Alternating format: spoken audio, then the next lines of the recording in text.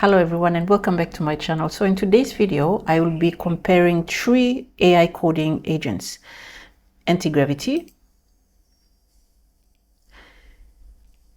Codex.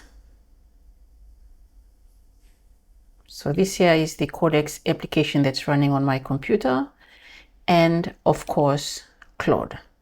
So what I did was that I used the same prompt. So I brainstormed some ideas with ChatGPT to design an agency website template. Okay, for example, if I'll be launching my marketing or digital marketing sort of agency to help businesses set up their websites, for example, I want to have a template.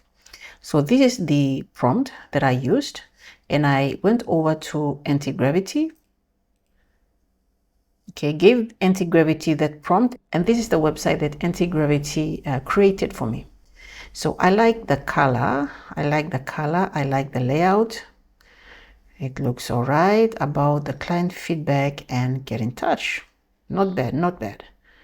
Okay, dynamic, awesome. So this is the output from Google Antigravity. Now let's go over to Claude Code. So exactly the same prompt, and this is what Claude Code produced for us. I like the dark theme. Let me just scroll right on, scroll to the top.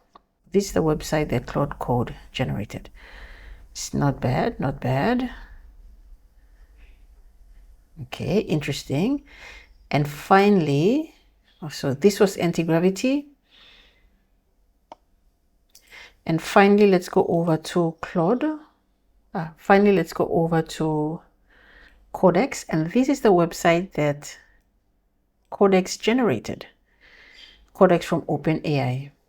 It's all right. It's quite plain with all the basic informations. And yeah, I think it's okay. Depends on your style, depends on how you want the information to be presented, but it's not bad. So this is from Codex, from OpenAI. We had Antigravity's output is here, the same prompt. And finally, Claude with this output here. The same prompt and different designs.